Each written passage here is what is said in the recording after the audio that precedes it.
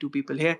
All right, amazing. So, bonjour everyone. Welcome to today's YouTube live session on self-care abroad. It's using strategies for mental fitness to manage stress, anxiety, and homesickness in France. But let's be honest, it's not just France that is in consideration, even though we deal with France, but it's everyone who is facing these problems.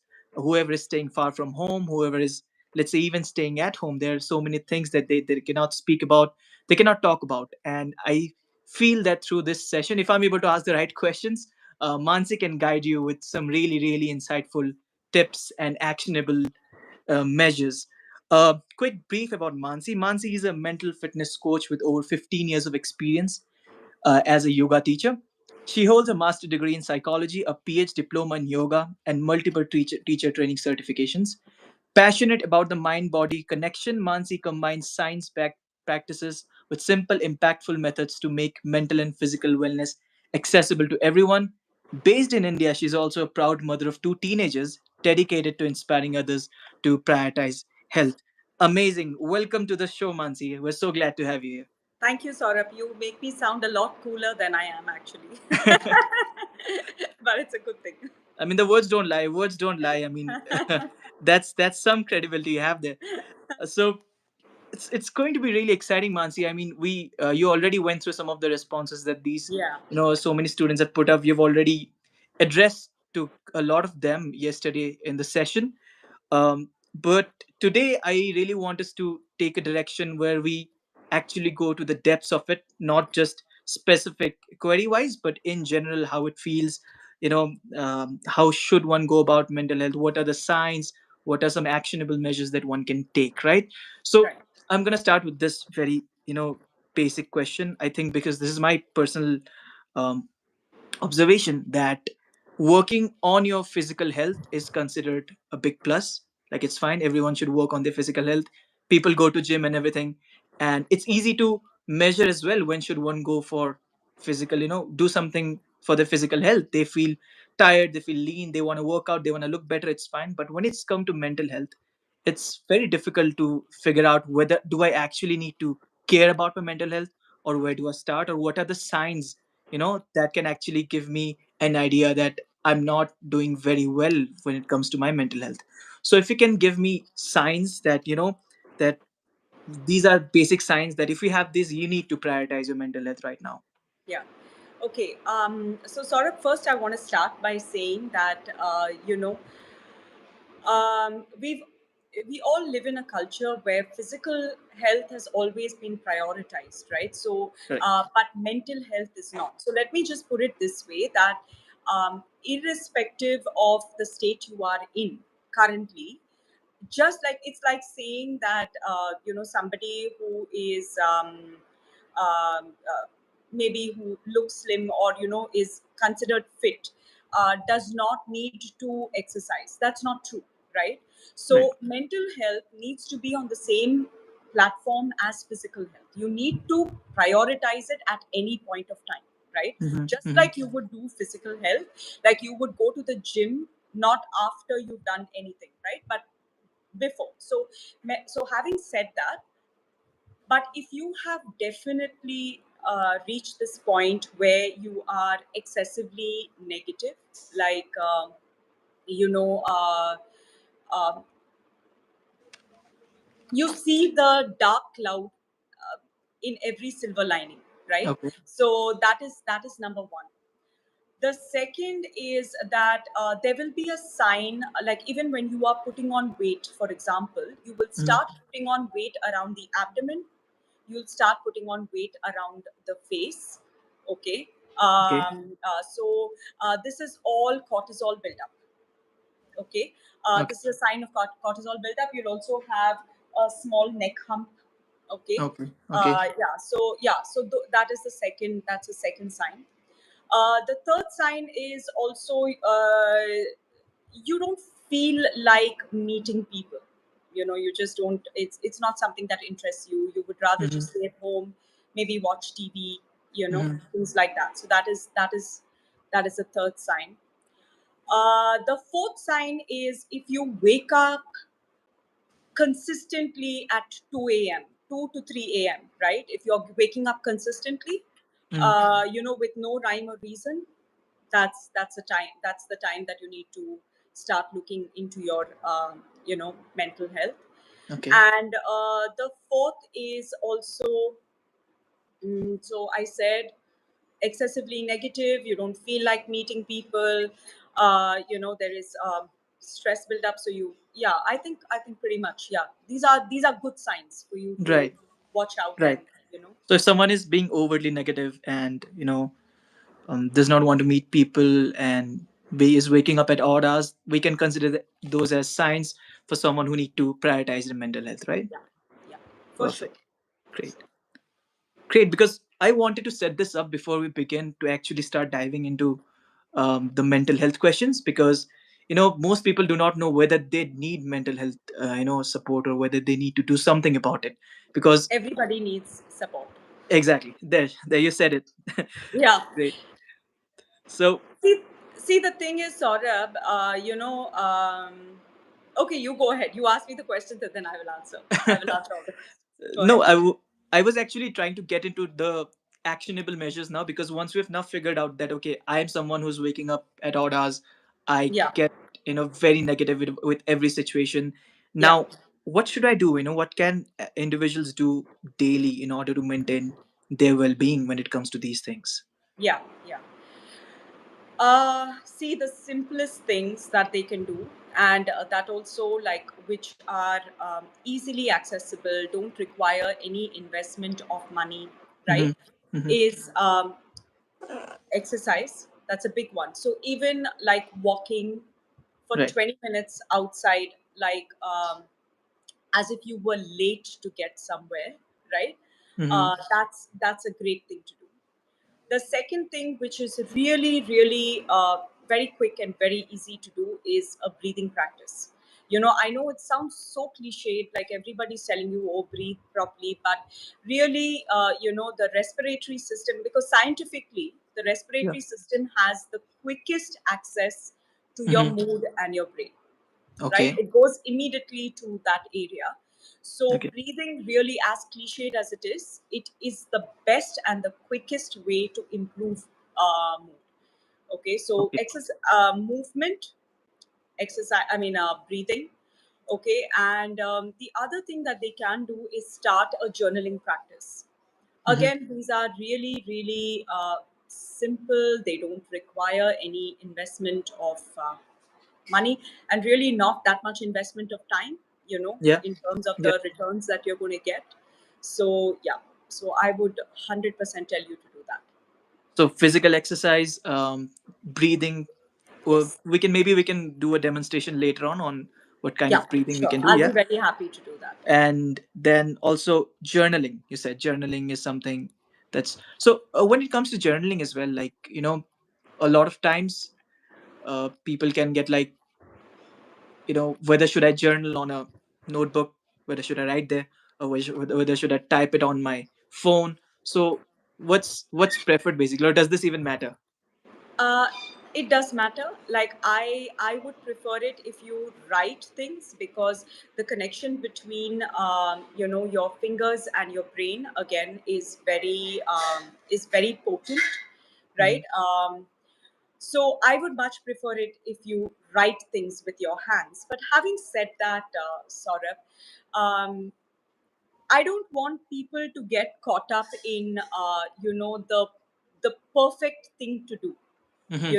so the Yeah. perfect thing to do is to journal, right? How you journal, uh, if you don't have the time, and the only time you get is maybe on your train ride or your bus ride, to and fro from work, and you don't have access to pen and paper, and the only thing you can do is type it out, then Hmm. so be it, right? Hmm. But start the journaling. That is 100% sure, right? Start it, however it is. Right. Ideally, pen to paper, but start anyway, whatever it Just is. start, whatever Just you start, have, just yeah. start doing it. Yeah, Yeah. so just reduce the friction between the habit that you're trying to build, Hmm. and and the number of steps you need to get Right. to that habit, Right. right? So a lot of people get very caught up in all the stuff that surrounds the habit. So, they'll be like, they need the perfect pen, they need the perfect journal, they need the, all of that, which actually distracts from the main goal, which is to journal, Right. right? So, if Right. you want to do it, I mean, journal on a paper napkin, it does not matter, Right. right? But just journal, reduce Correct. that friction. And that's a really good point, because I personally felt it, because a lot of times I do feel that I personally create that friction in my life. Like, let's say if I wanna start working out from tomorrow, I'll take that 1 week to choose a pair of shoes which will look good or fit well, and before Yeah. I start working out, and by Yeah. the time it happens, I'm no longer motivated to work out. It's like it's a thing of Yeah, the past. exactly. That Yeah. is also, it's also a tactic by your brain, to Mm-hmm. distract you, Yeah. because you don't really want to work out. It's a lot of work.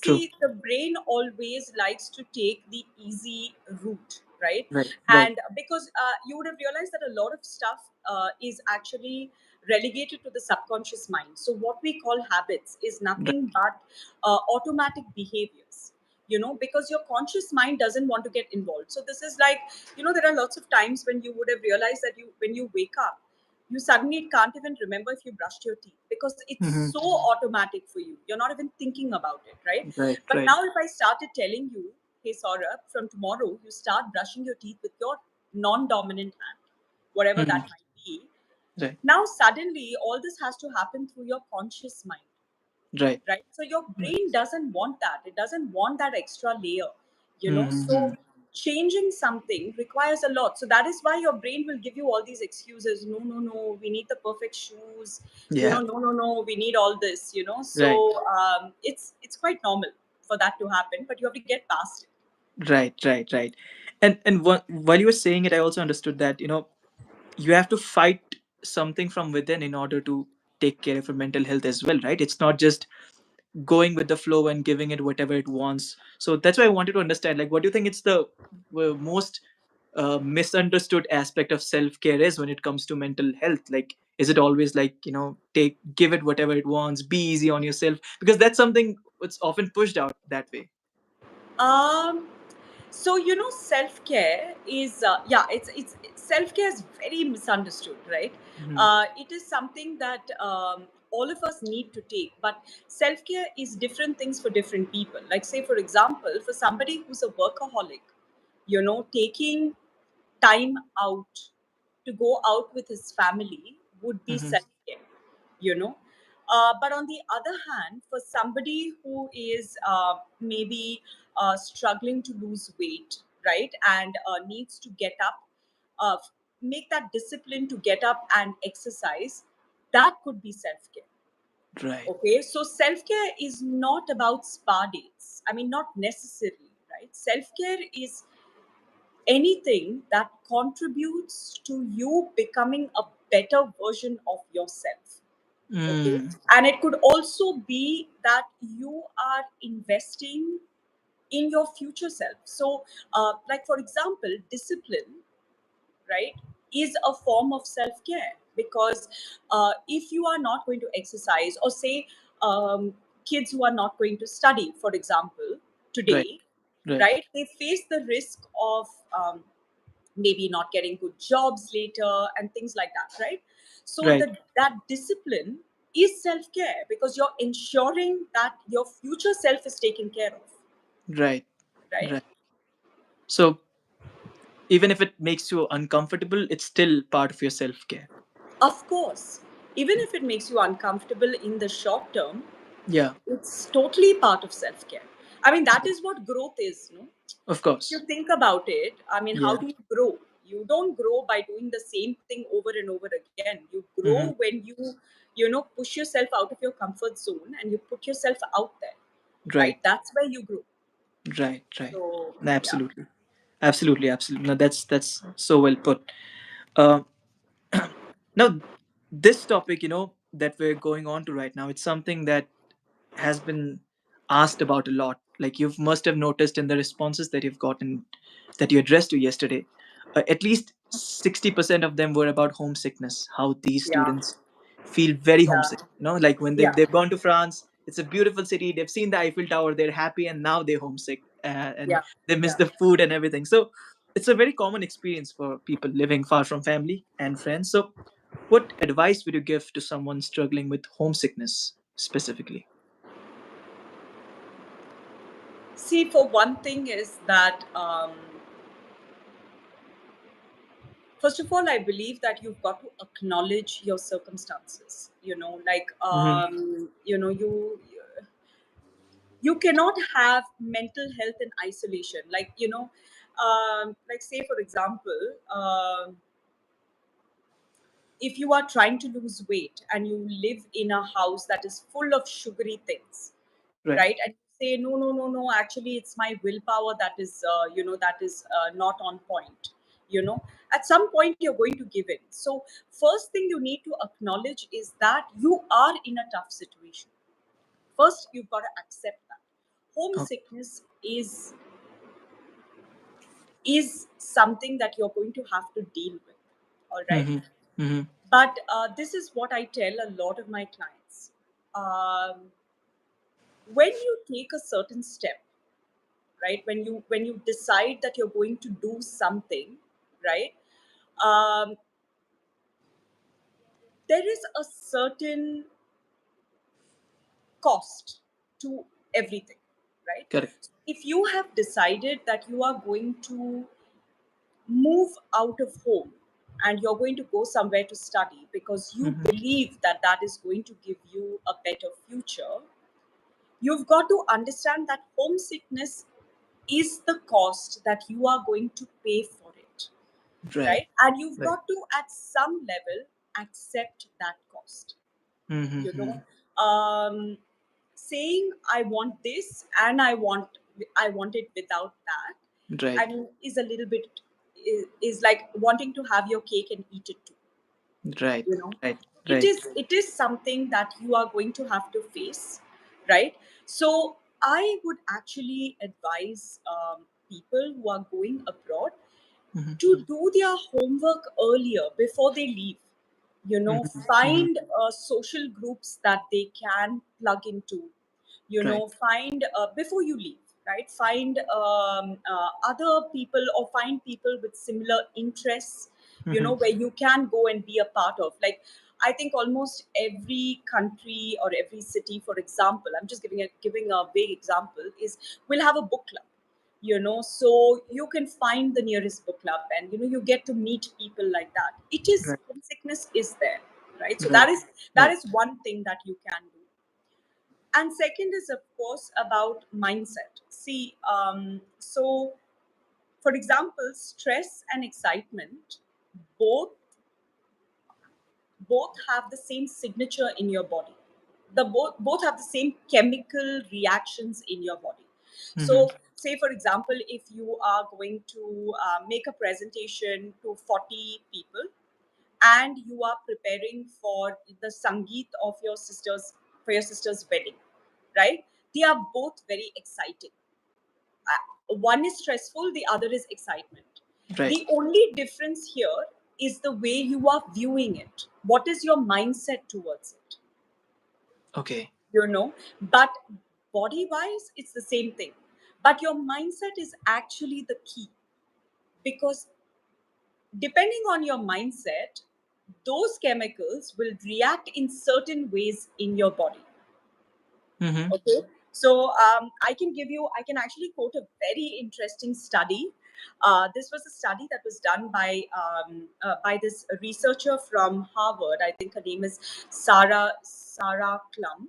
Okay, where what she did was she took a group of people, divided them into two.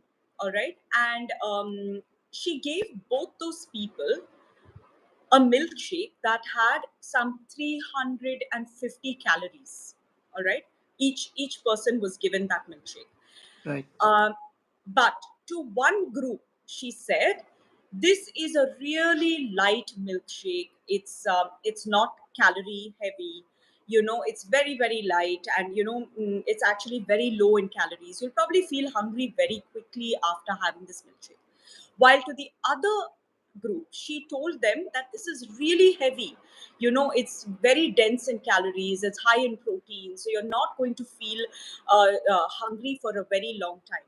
Okay, Mm-hmm. and then they measured two hormones which are for hunger, which is ghrelin and leptin, before the milkshake and after the milkshake. Okay, now Right. remember, everything is the same except the mindset.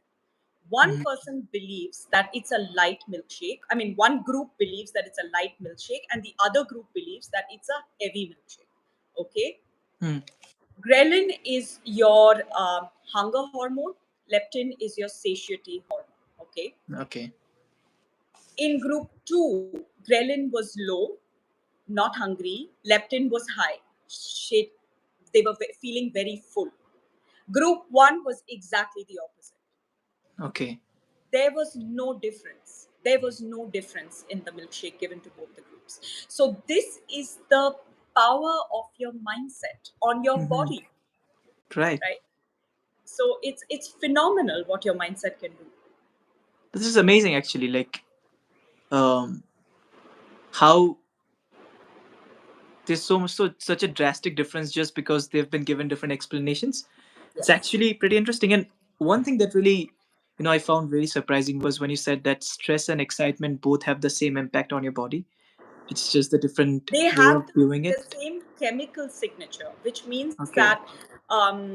so stress and excitement both are activation of your sympathetic nervous system, which is Mm-hmm. your uh, system that asks you to do things. Right. Right. So what happens at that time is that there is release of cortisol, there is release of adrenaline, all of that happens. Right. Right. With both stress and excitement, both these things release cortisol and adrenaline, because that's the only way. That is like what you have motivation to do Mm-hmm. something, Mm-hmm. right? Right. The only difference is, like, the wedding is exciting and you're like, oh my god, this is so cool and all of that, right? It's only in the mindset. Right. While the other one, the meeting, is like stressful. Oh my god, I have to make an impression. What if my boss doesn't like it? What if I lose my job? Right. But the chemical signature is the same. Okay. Got it. So how does one, like, because you said it's a lot about mindset, right? Like, if you're going to France, you went there for opportunities, so change that mindset, bring a, shift in perspective for you to see the benefits that you're going to get, right? Yeah.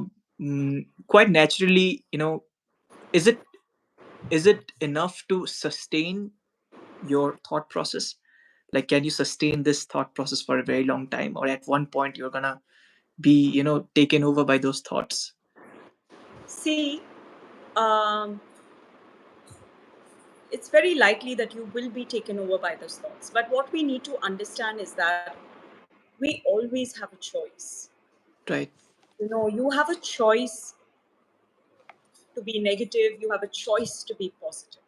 Right. You know, uh, Barring really terrible situations, outside, um, really our perspective is what is going to either make something hell for us, or it's going to make it heaven for us. Mm-hmm. I mean, until and unless you decide that, this is it, I've please, just because I'm putting it simply does not mean it is simple, and it Right. does not mean that it is easy. Of It is course. very hard. It is very hard to stay positive in times like this, which is why a journaling practice, which includes gratitude, really, really goes a long way in helping you maintain your mindset. Like, just journaling three things that you are grateful for today. Okay. I had a friend of mine who, I mean, if those of you think that, oh, my situation is too bleak for me to find good things, I Right. want to share this story of a friend of mine who lost her mom to cancer. She was so close to her mother. On the day she passed away, she journaled her gratitude. And was it hard? Of course, it was hard. And it was, and I know that it was a tough thing for her to do. But if Mm-hmm. she could find three things to be grateful for that day, True. I think most people can. True. That's so well put. Because I mean, I think if I were to summarize what you said right now, is that the first thing definitely would be to bring a shift in your perspective. Um, accept your situation, accept why you're there, accept look at the I'm bigger just going picture. to interrupt you a little bit, and I'm just going to Please. tell you this one thing. So, Yeah. instead of saying I have to do it, like we spoke Mm-hmm. about shift in perspective, right? Yeah, And yeah, yeah. how can you do it? So, instead of saying I have to do this, you Mm-hmm. say I get to do this, right? I get Right, to come to France to right, study in this city. I get to experience a new culture. I get right. to, study whatever it is, right? So from have to, you can shift to I get to. It's very empowering, and Of it's just course, one word that will change your mindset. of course. That's like inculcating gratitude Yeah, right there exactly. in your sentence. Like you don't Yes, have to do it separately. Just enter yes, it. Hey, I yes. get to live in Paris. I get I to come to get to live in. France. Like Exactly, exactly, that's amazing. That's exactly. really amazing. Um, we spoke about the breathing exercises a bit, so I wanted to understand a bit more. Like as you said, that there will be one point where, of course, it can get overwhelming, no matter how hard you try, how difficult, it gets difficult at one point of time. So can you give me a quick demonstration if you want? I can, That'll be I good. can. And Yeah. at this point, I also want to say, Saurabh, that I don't know how it is abroad, but in India, we tend to not reach out for help at Mm-hmm. these times. Mm-hmm. People can tell you whatever. Like, I can give you a million tips, and you can Google a million tips. True. But having help to help you through this rough time, right, Mm-hmm. uh, is really, really unparalleled, I feel. Like, and a friend and a coach, or a family and a coach, it's not the same. It's not the same. You have to have both as your support system in order to help you through a rough patch. Right. Right. So, yeah, so I people should not feel bad about reaching out for help. There is nothing Right. wrong with it. I think you've answered my question, because I actually wanted to ask you that as well. Like, because there is so much stigma going around this thing. Yeah, yeah, I know. They feel like, should I seek professional help, or when should I seek professional help? And sometimes they also think that if I'm seeking professional help, something is really, really wrong with me.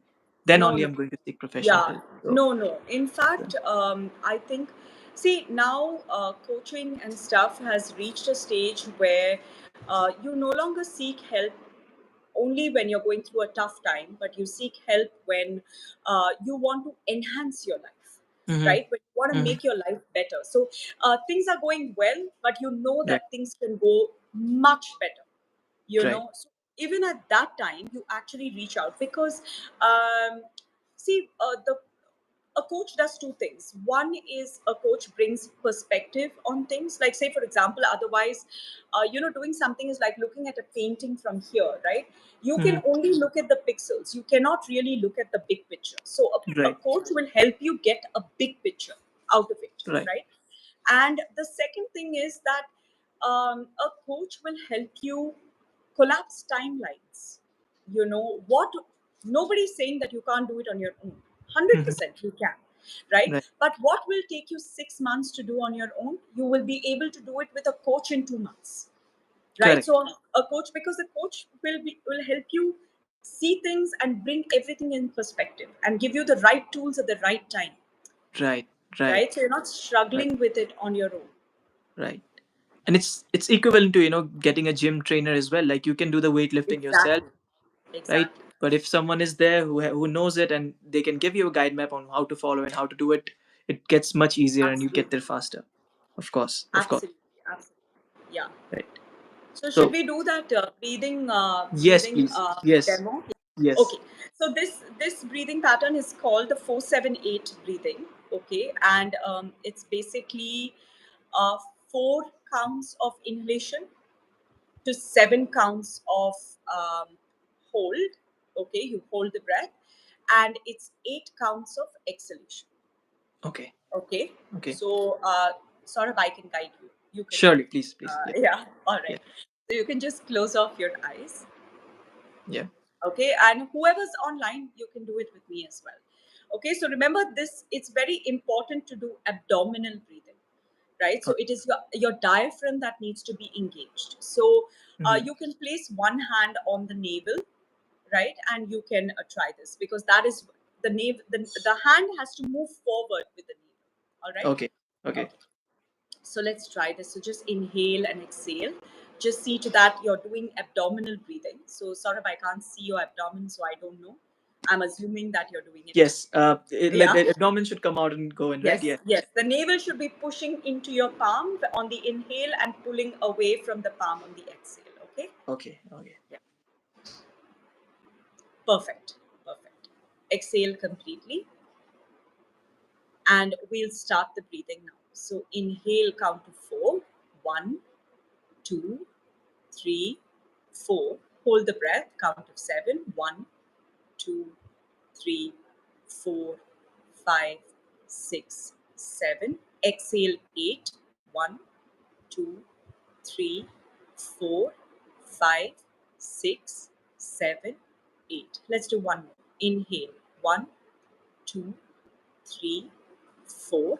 Hold. One, two, three, four, five, six, seven. Exhale. One, two, three, four, five, six, seven, eight. You can just open your eyes now. So even if you do five of these, Hmm. it's amazing. It's just like this. And you can do it anytime you like. Anytime, anywhere, you can do this. Perfect. I actually kind of feel a little light now. It's You will.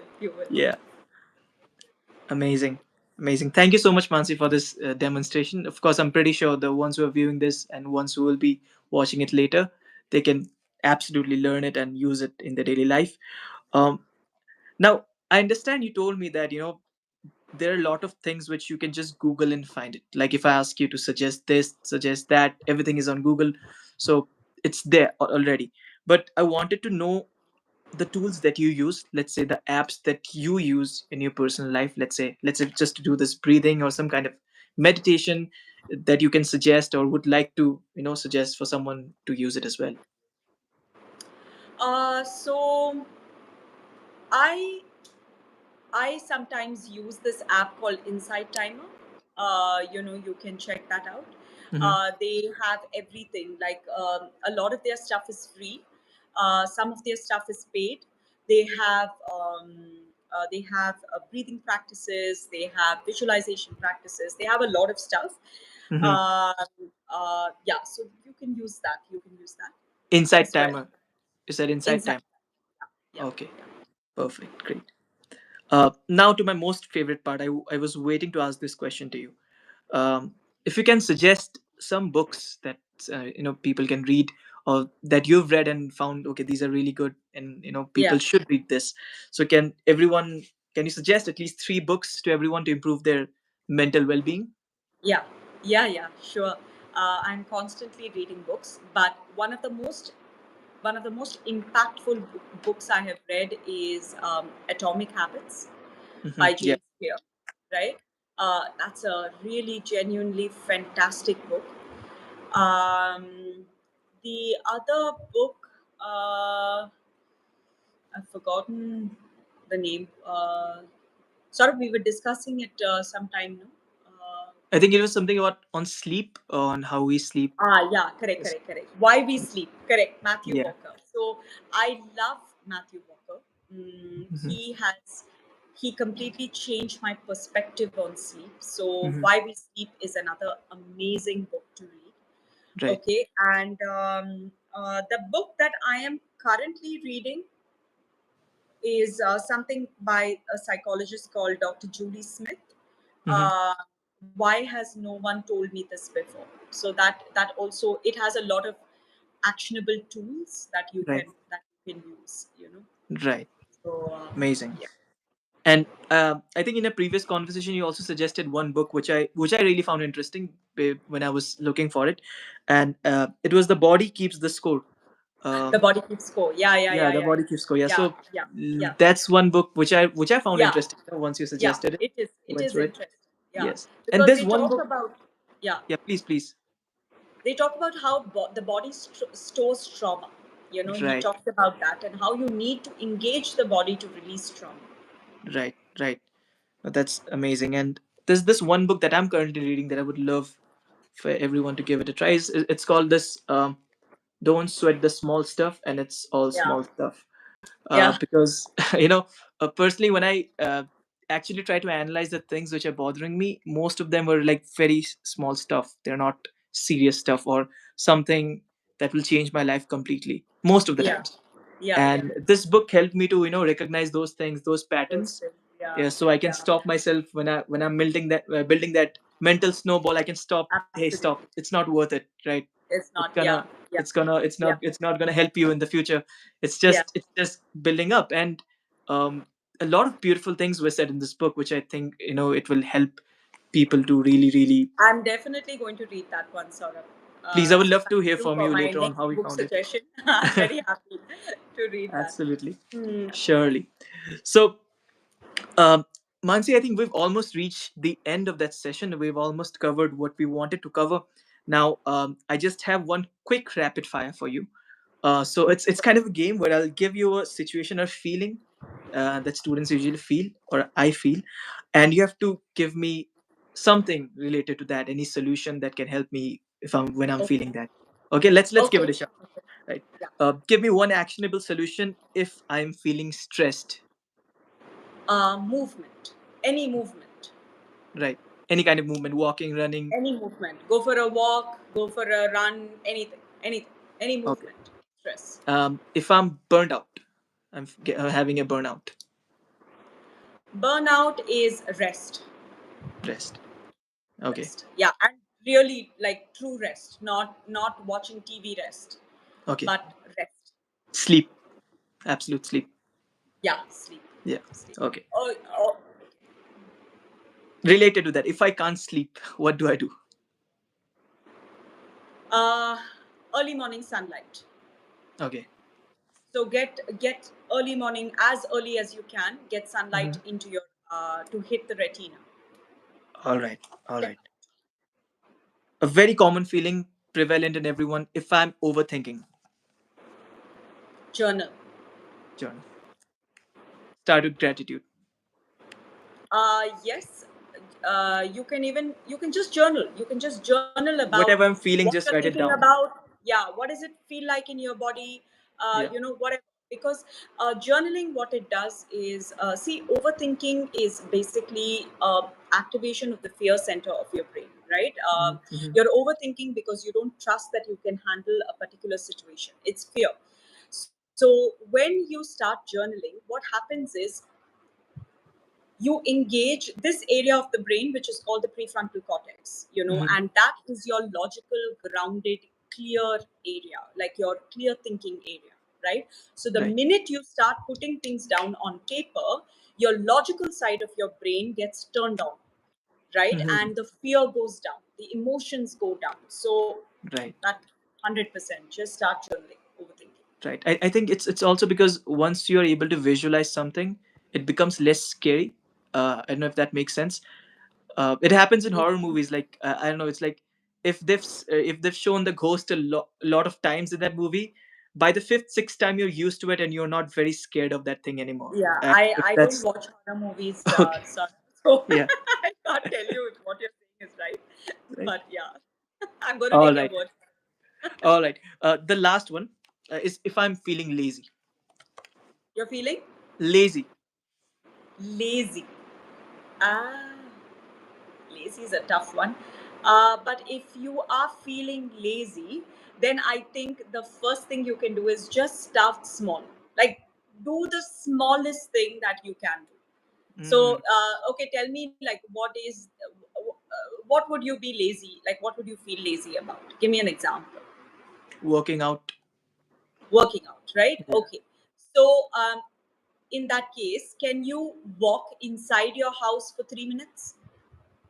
Yes. Like, is that doable for you? Yes. Right? Yeah. Do that. Do that. Hmm. Right. And then build from there. Then keep building from Yeah. there. Don't have Right. any judgments, expectations, nothing. You just Right. do that. 3 minutes in your house, just walk. Right. Amazing. I'll do that. So, Yeah. uh, thank you so much, Mansi. We've covered everything.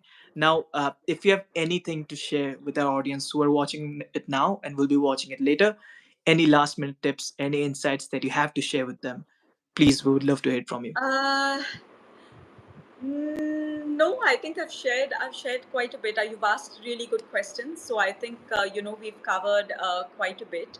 Yeah. The only thing that I would like to say is that um,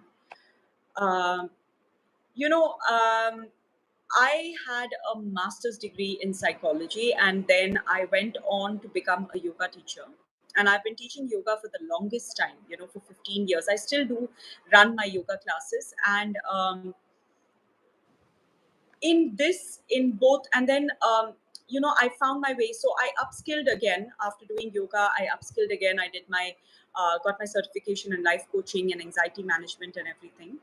And one thing that I have realized is that both the mind and the body are enmeshed, right? You cannot, just like how I explained the milkshake Mm-hmm. study for you, you Right. have to understand that you cannot treat one without impacting the other. And what personally I have found in the current scenario where people reach out for help is that um, there are talk therapists who deal with thoughts, and they deal with your mindset and everything. And then there is the somatic therapy, which deals with your body and everything, right? But this is like trying to fix a leaky bucket by just looking at one side. You can't do that, right? If you're looking for transformation and you're looking for a change, it you have to work on these two things together, right? Right. Which is why, for me, in my coaching in my coaching scenario, that is what I do. I treat every um, what do you say, every issue, either it's stress, anxiety, sleep, or whatever, with a three pronged approach, right? I deal Mm-hmm. with it through the body, the mind, and the subconscious. And I have seen amazing results when that happens, Right. because it's all there together, right? You can't take it as a single entity, either Of one course. of them. They're all Of part of you, right? So when people are seeking help, see to that it's all happening together. course. Right. That's amazing. That's amazing. Thank you so much, Mansi, for sharing that. And anyone who's watching, you can find all the details about Mansi on our Instagram. Her Instagram handle is at the rate Coach Mansi Gandhi. And we'll be sharing all her details on our Instagram shortly after this.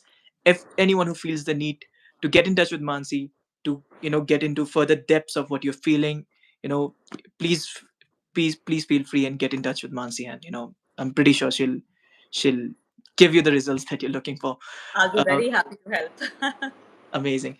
Thank you so much, Mansi, again for giving us your time. Thank you so much for being here with us. It was lovely speaking with you. There's so many things that I'm going to do after this session for sure. That's amazing. Starting with So the 3 minute walk, for sure, I'm going to do that.